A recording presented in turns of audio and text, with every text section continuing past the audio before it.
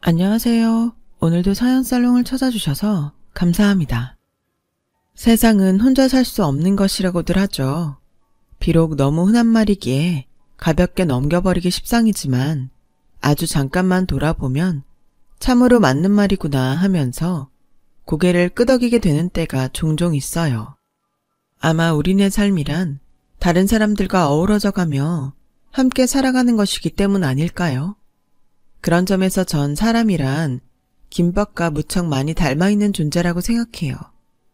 김으로 둘둘 말려있는 상태에서는 그 안에 뭐가 들어있는지 알기란 쉽지 않지만 일단 썰어놓고 보면 내용물이 속속들이 들여다보이는 김밥 말이에요. 사람도 마찬가지겠죠.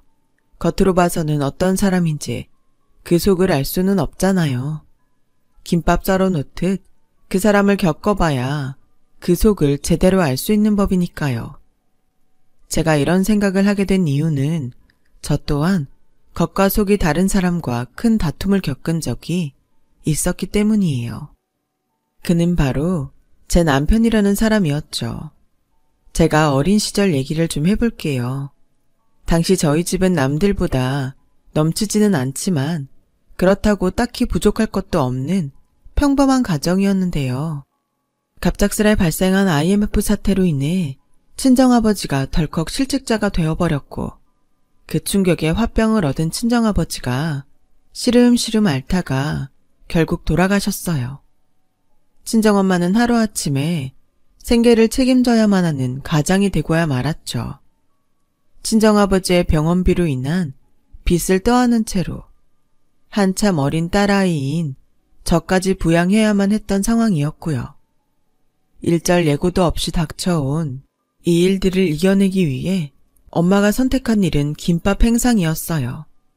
새벽같이 일어나 손수 지은 밥으로 만든 김밥을 챙겨 지하철역 앞으로 나가서는 출근하는 직장인들 상대로 1,000원짜리 김밥과 두유를 파는 일상이었죠. 그 와중에도 다행이었던 건 친정엄마의 김밥이 썩 맛났다는 것이었어요. 제가 딸이라서 하는 말은 절대로 아니에요.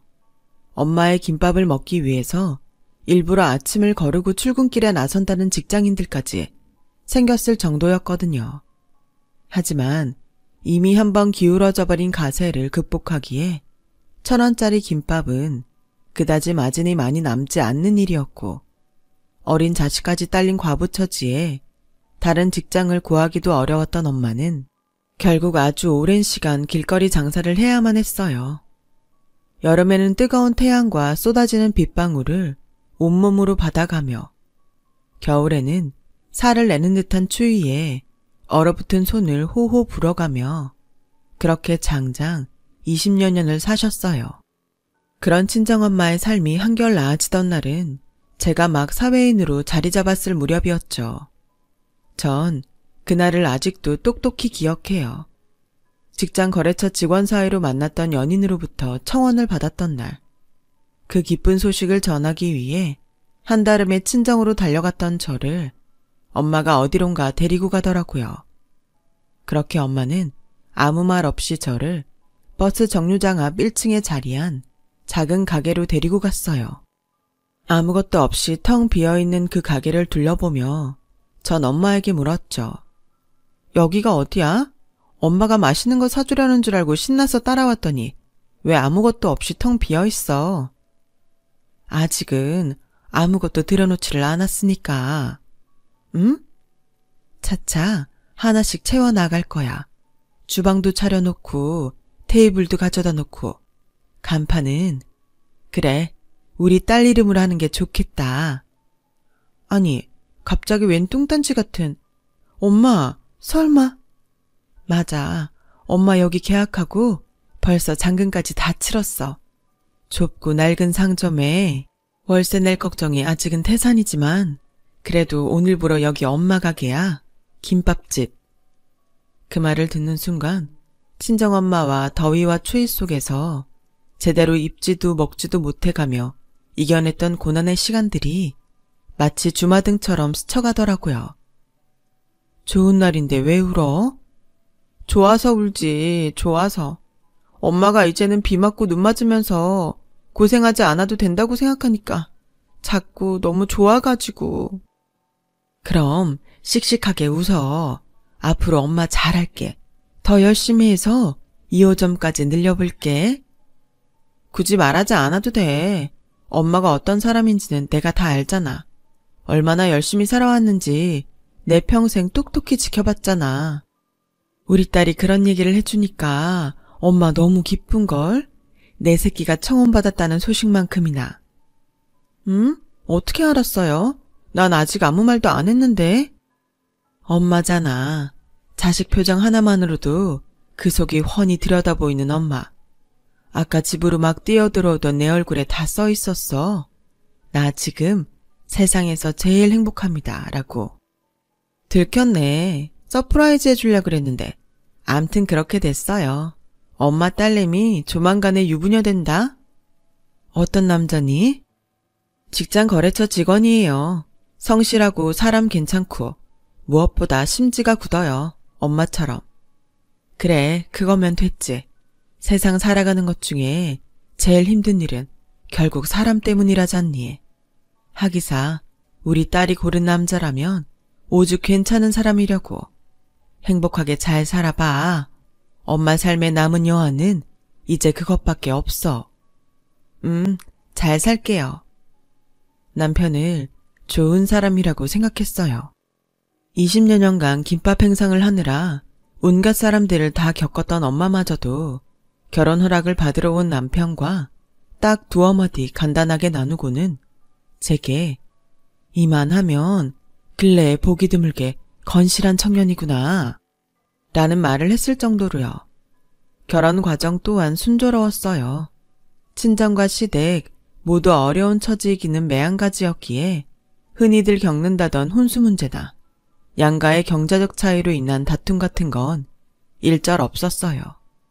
그렇게 전 행복한 결혼 생활을 꿈꾸게 되었지만 문제는 그때까지만 해도 제가 아직은 어렸던 탓에 잘 몰랐다는 것이었죠.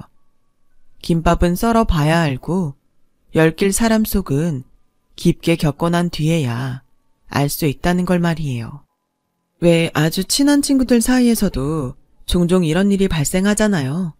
평소에는 죽고 못 살 정도로 서로에게 잘하고 세상 누구보다 서로를 잘한다고 자부했지만 막상 한방에서 자취를 함께하게 되는 순간 예기치 못한 실망스러운 모습으로 돌변하는 그런 일이요. 한낱 인간으로서는 도저히 예견할 수 없이 그저 불가항력일 뿐인 그런 상황이요. 남편이 딱 그랬어요. 연애하던 시절에 마냥 성실하고 좋은 사람이던 모습은 간데없이 사라지고 결혼한 뒤에서야 밝혀진 남편의 진짜 속내는 허영심에 쩌든 한심한 모습이었어요. 그리고 그 허영심의 정체는 여보, 이게 무슨 소리야? 주택청약통장을 해약했다니. 그건 또 어떻게 알았대? 아까 은행에서 문자 왔으니까 알지. 에이씨, 문자번호 바꿔놓을걸. 암튼 별일 아니니까 신경 꺼.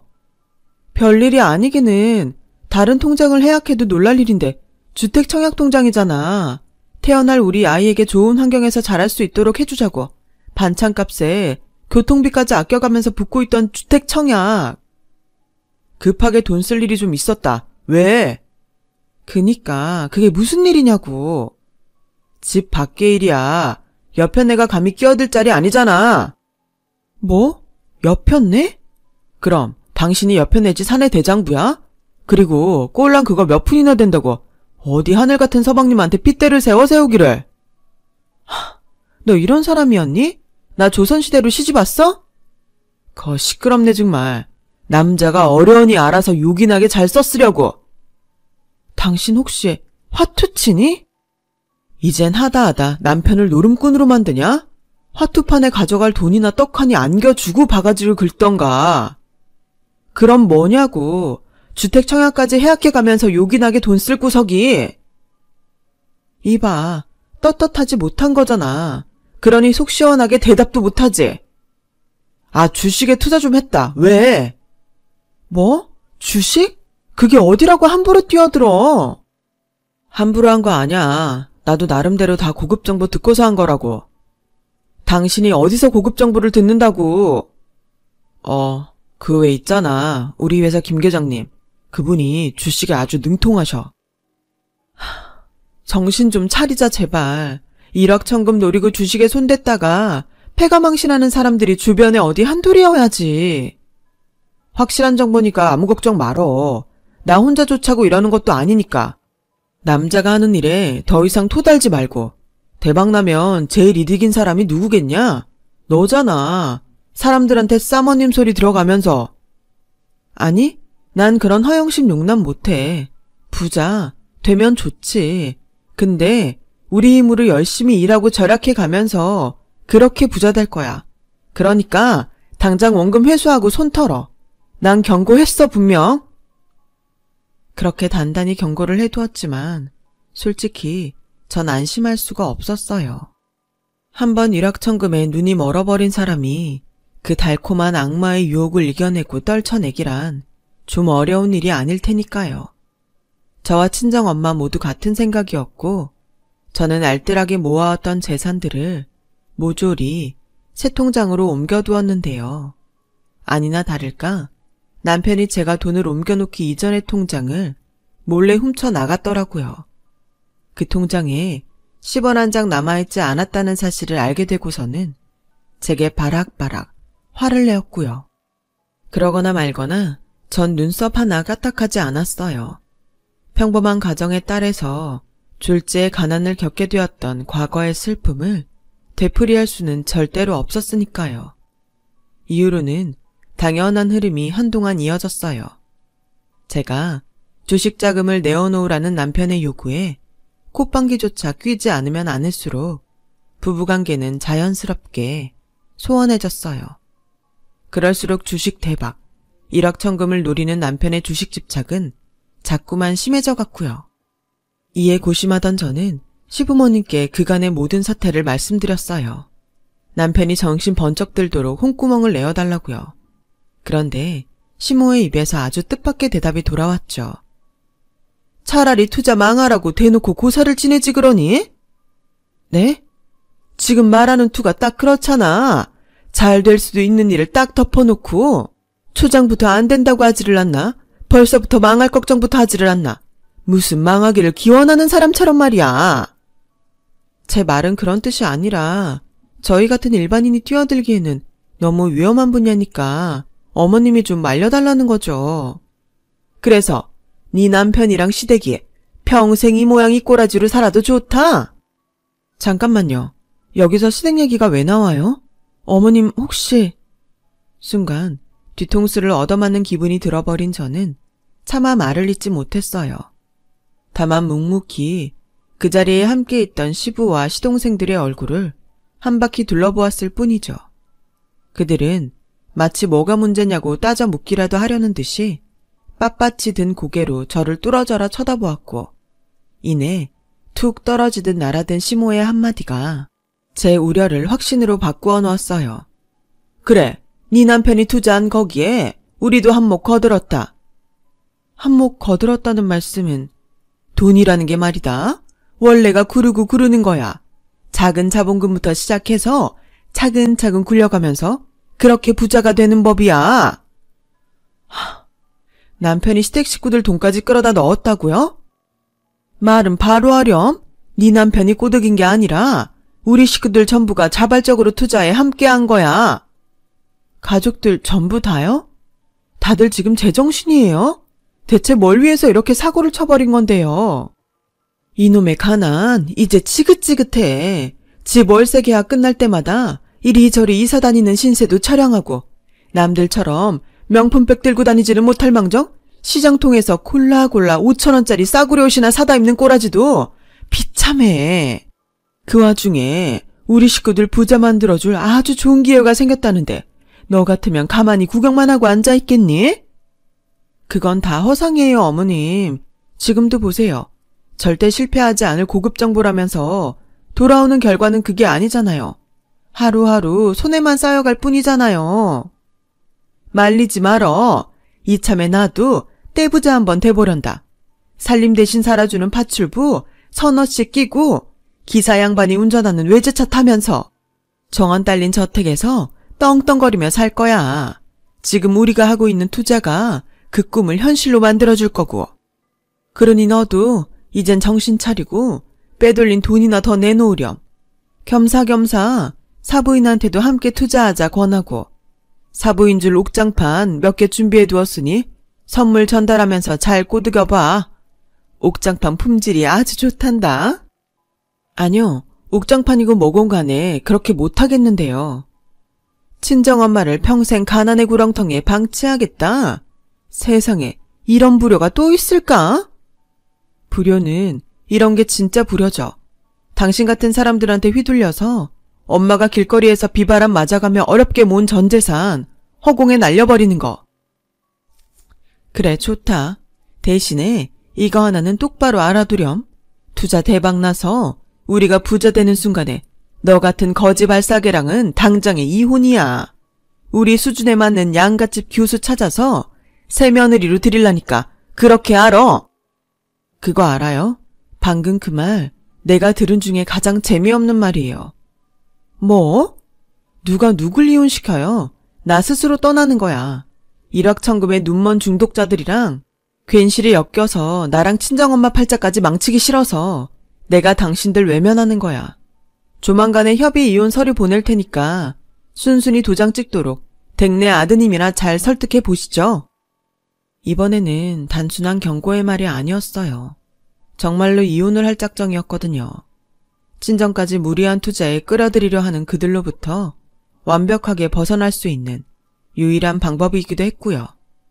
그래서 전 집으로 돌아오는 즉시 짐을 싸들고 친정으로 향했죠.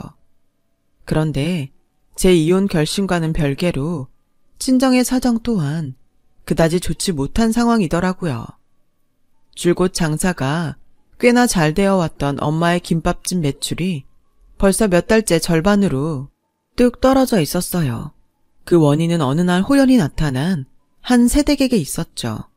그 새댁이 엄마의 김밥집 근처에서 매일 출퇴근 시간마다 김밥 행상을 했거든요. 엄마의 김밥집 매출도 다른 김밥집들이 을에 그러하듯 출퇴근 시간에 장사가 얼마나 잘 되느냐에 크게 달려 있었기에 동일업종 새댁의 등장은 당연히 큰 타격이었고요. 그리고 더 큰 문제는 새댁의 김밥이 엄마의 김밥 못지않게 참 맛나다는 것이었어요. 이래저래 서로에게 출혈 경쟁이 될 수밖에는 없는 상황이었던 거죠. 하지만 저와 친정엄마 누구 하나도 새댁의 김밥 장사를 도저히 말릴 수가 없었어요. 갓난아이를 등에 업은 채로 행상을 하는 새댁의 모습이 그녀에게도 우리 못지않게 큰 사연이 있음을 말해주고 있었으니까요. 새댁의 모습에서 전 과거 친정엄마가 고생하던 모습이 떠올랐고 엄마도 마찬가지였어요. 그 공감 때문에 이도 저도 할 수 없었던 저와 친정엄마가 고민만 마냥 쌓아가던 어느 날 저희의 눈시울을 적시게 만든 사건이 발생했어요. 여느 때처럼 갓난아이를 등에 업고 김밥 행상을 하고 있던 새댁에게 웬 사내들이 접근하더니 불법 영업이라면서 김밥을 모조리 압수하더라고요. 그 사내들은 평소 새댁을 고깝게 보아왔던 상가 상인들의 신고를 받고 출동한 공무원들이었죠. 아무튼 김밥을 모두 압수당한 새댁은 공무원들에게 그럼 나와 아들은 어떻게 먹고 살란 말이냐며 울부짖었고 그 말이 귀에 콕 박힌 저의 뇌리에는 또 한 번 과거 친정엄마의 모습이 스쳐가더라고요. 아, 어쩌면 우리 엄마도 저런 일을 겪었을 수도 있겠구나. 지켜보고만 있을 수 없었어요. 그래서 엄마에게 부탁했어요. 엄마, 이런 말 어떻게 생각할지 모르겠는데요. 나 진짜 가만 못 있겠어. 저 여자한테서 자꾸 옛날에 엄마가 보여서, 저 여자가 안고 있는 갓난아이한테서 자꾸만 어릴 적 내가 보여서요. 물론 그때의 나보다 훨씬 어린 나이지만요. 그래서 우리 딸 생각에는 어떻게 했으면 좋겠니? 김밥 행상이 불법 영업이라서 저러는 거라면, 그래서 백주대낮에 저런 봉변을 겪고 있는 거라면요. 우리가 도울 수 있는 일이 있지 않을까? 있겠지.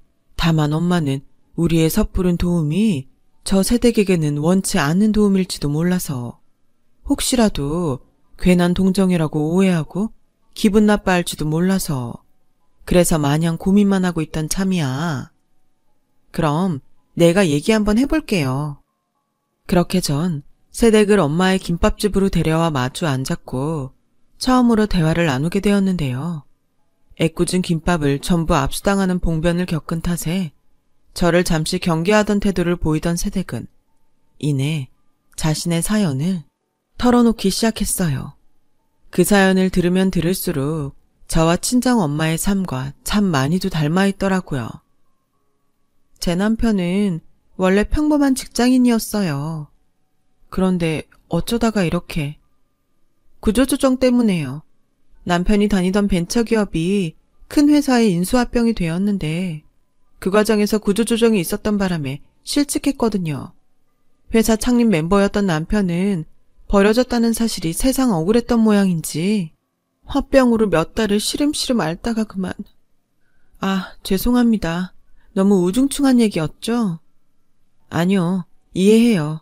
얼마나 마음 아프고 막막할지 충분히 공감도 되고요. 저희 친정도 비슷한 일을 겪었거든요.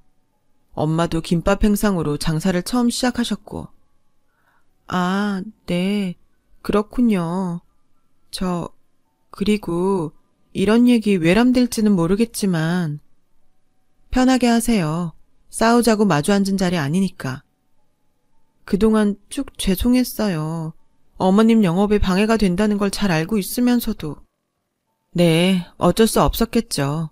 분유값은 하늘 무서운 줄 모르고 치솟는데 갓난 자식 품에 안은 채로 딱히 해볼 만한 일거리도 없고 김밥 행상을 하자니 김밥 가게에 매일 죄스러운 기분이었을 테고. 죄송합니다. 정말 죄송합니다. 솔직히 저랑 엄마도 사람이라 그쪽으로 인한 손해가 아마 몇 주만 더 계속됐더라면 기분 나빴을 거예요. 당연히 그러셨을 거예요. 이해합니다. 그래도 어쩌면 차라리 잘된 일인지도 모르겠어요. 더 이상 염치 없는 도둑 장사는 할 수 없게 되었으니까요. 그래요. 어쩌면. 아니, 분명 다행인 일이겠죠. 우리 서로가 나쁜 사람은 아니니까요. 좋은 인연이 될 수도 있는 사이라서. 네? 서로 윈윈하자는 얘기니까 오해하지 말고 들어요. 우리 엄마네 김밥집에서 같이 일해보면 어떨까요? 일종의 동업 형식이라고나 할까? 동업이요? 네, 동업. 확실히 말하자면 저희가 그쪽을 스카우트하겠다는 제안이죠. 저희 엄마 김밥만큼 그쪽 김밥도 맛있다고 소문났잖아요. 그러니 이렇게 하죠. 월세랑 공과금 제외한 수익은 반씩 나누는 걸로. 물론 그렇게 된다면 행상으로 벌어들이던 수입보다는 줄어들게 될지도 몰라요. 하지만 춥고 더운 길거리를 전전하는 것보다는 훨씬 낫지 않을까요? 오늘처럼 불법 영업이라고 봉변당하는 일도 없을 테고 무엇보다 엄마잖아요. 엄마 등에 업혀서 고생할 아이 생각도 하셔야죠. 감기라도 잘못 걸리면 어떡해. 제 말이 끝나기 무섭게 새댁은 눈물을 펑펑 쏟았고 그 제안을 받아들여 친정엄마의 김밥집에서 함께 일하게 된 새댁은 가난에 기죽어 있던 모습으로부터 차츰 본래의 모습을 되찾아 나가기 시작했어요. 사람은 깊게 겪어봐야 그 진짜 속을 알 수 있는 법이라고 했죠. 새댁이 저와 친정엄마에게 보여준 진짜 모습은 참 맑고 순수하고 마음 씀씀이 전부해서 착한 심성이 뚝뚝 묻어나왔어요. 떡 하나 더 쥐어주고 싶을 만큼, 동생 삼고 싶을 만큼. 그래서 확 동생 삼아버렸어요. 새댁과 전 의자매가 되었죠. 이후로 한동안은 참 평화롭고 순조로운 날들이 흘러갔어요. 친정엄마와 새댁이 의기투합한 김밥집은 2호점을 내야 하는 거 아닌가 싶을 만큼 번창해 나가기 시작했어요. 저는 저대로 남편에게 협의 이혼 서류를 날렸어요.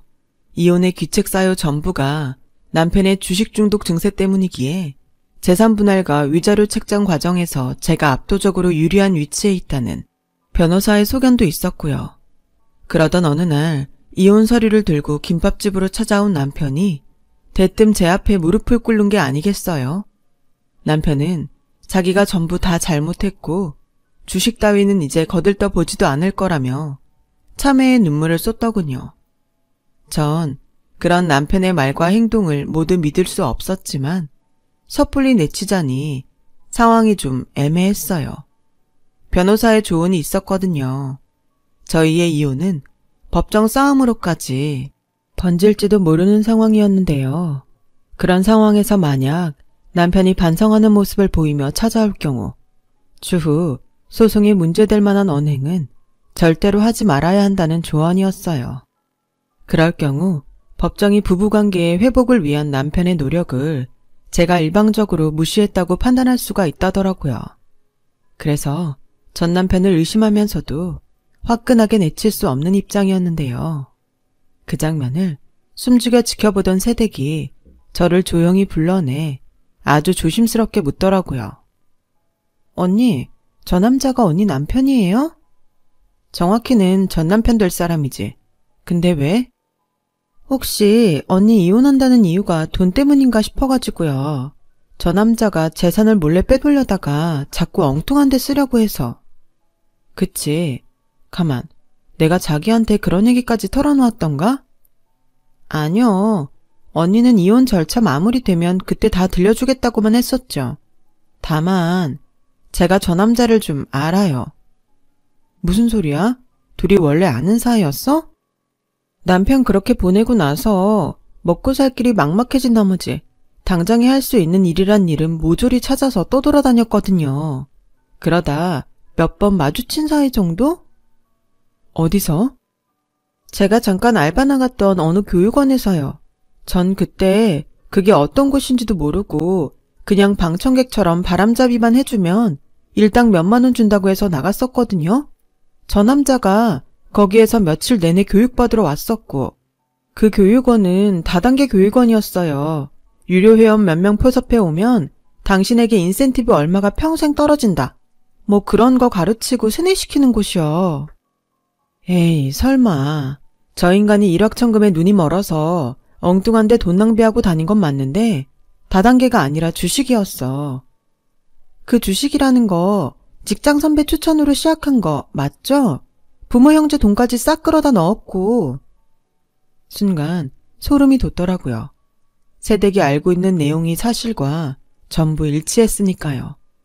그리고 아차 싶었죠.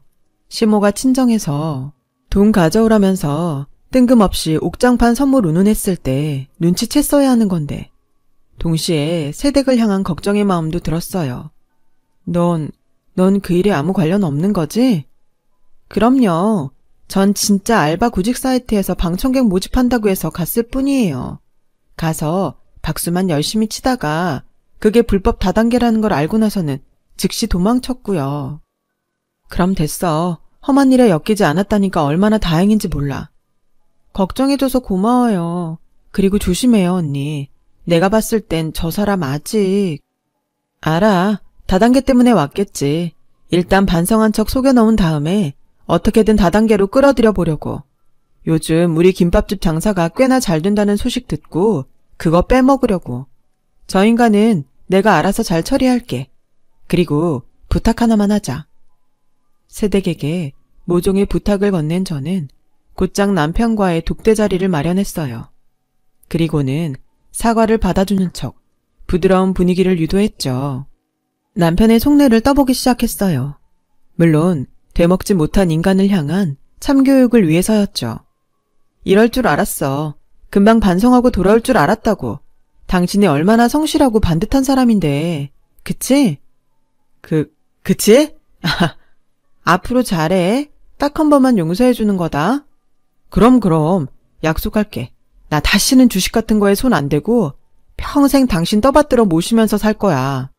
손에 물 한 방울 안 묻힐 수 있도록 내가 다 할게. 손에 물 한 방울 안 묻혀? 집안 살림까지 당신이 다 한다는 얘기야? 직장 생활하는 것만으로도 충분히 힘들 텐데. 직장 생활은 어디 나만 하나. 당신은 더 바쁘잖아. 회사 다니랴. 짬짬이 장모님 가게도 돌보랴. 아, 오해하지는 않았으면 해. 다른 뜻이 아니라 우리 떨어져 지내는 동안에 김밥 가게가 잘 돼서 기쁘다는 소리였으니까. 오해 안 해. 오히려 장사가 너무 잘 돼서 걱정이라니까. 장사가 잘 되니까 돈이 자꾸 불어나는 거 있지. 이걸 그냥 통장에 넣어주자니 괜히 손해보는 기분이더라고. 요즘 이자가 오죽 코딱지만 해. 차라리 그 돈으로 다른 데 투자하면 몇 배, 몇십 배는 충분히 불릴 수 있을 텐데 말이야. 원래 돈은 굴리면 굴릴수록 눈덩이처럼 불어나는 법이라잖아. 그러자 남편의 얼굴에 화색이 도는 모습이 제 눈에 너무도 뻔히 보였어요. 그런 속내를 들킨 줄도 모르는 채로 남편은 안면몰수 해가며 시치미를 떼더라고요. 에이, 당신 입에서 나올 얘기는 아니지. 나 주식한다고 그렇게 싫어했던 사람인데. 그건 주식이었으니까. 주식 위험한 건 뉴스 조금만 봐도 다 아는 일이고. 그래서 다른 투자처 뭐 그런 거 찾고 있는 거야?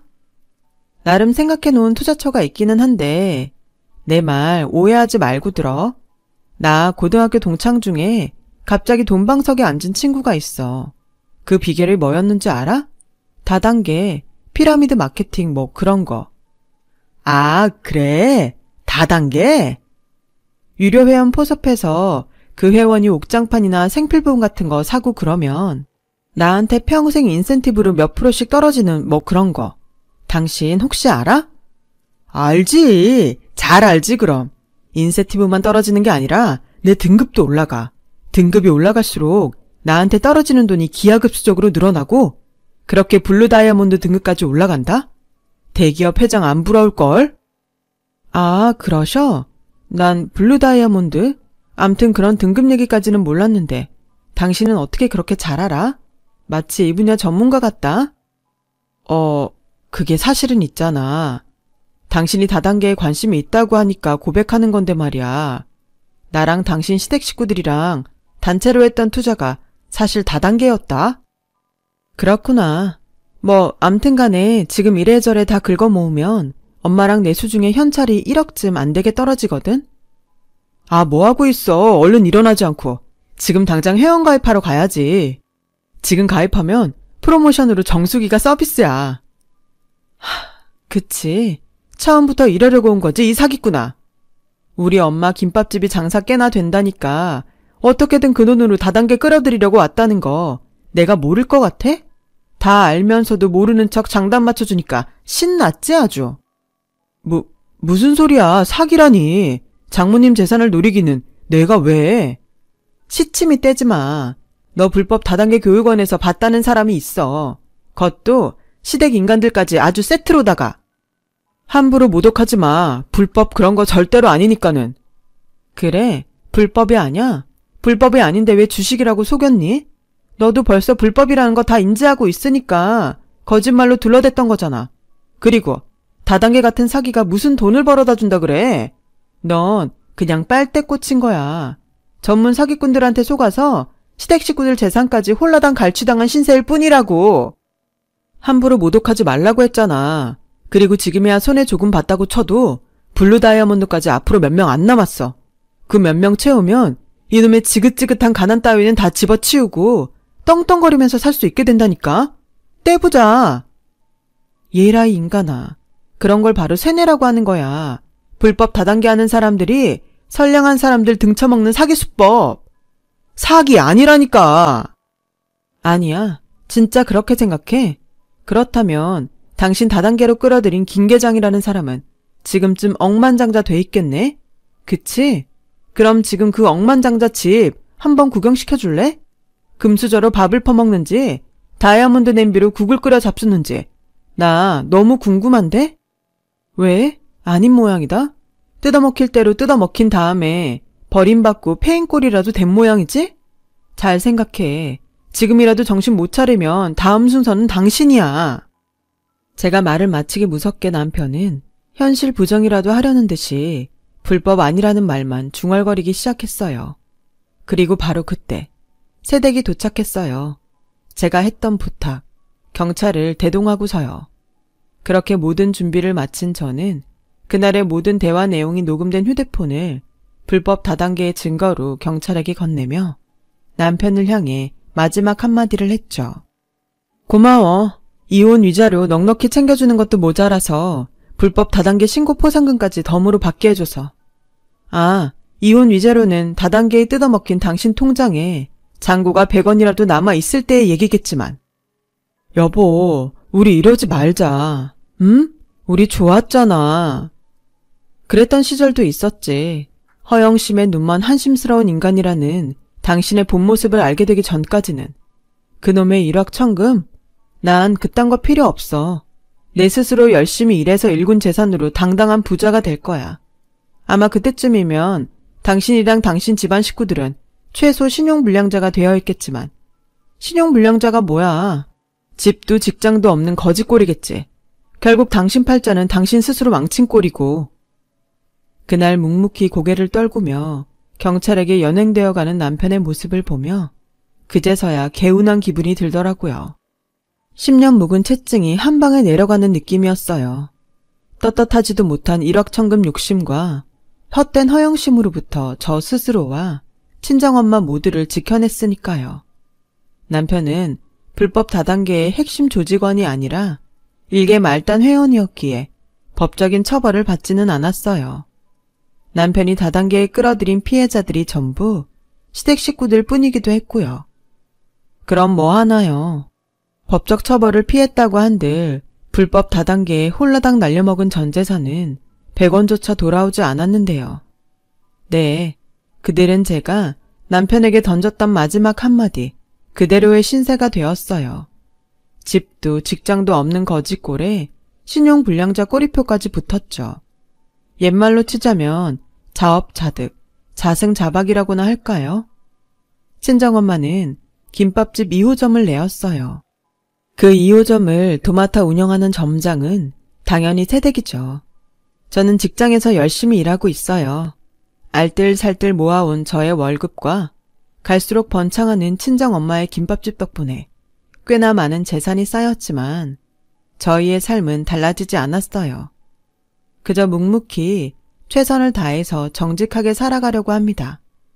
긴 사연 들어주셔서 감사합니다. 여러분의 하루에 행복만이 깃들기를 기원할게요. 여러분, 사연 댓글에 응원과 현명한 조언 부탁드려요. 좋아요와 구독은 저에게 큰 힘이 됩니다. 오늘도 좋은 일 가득하세요.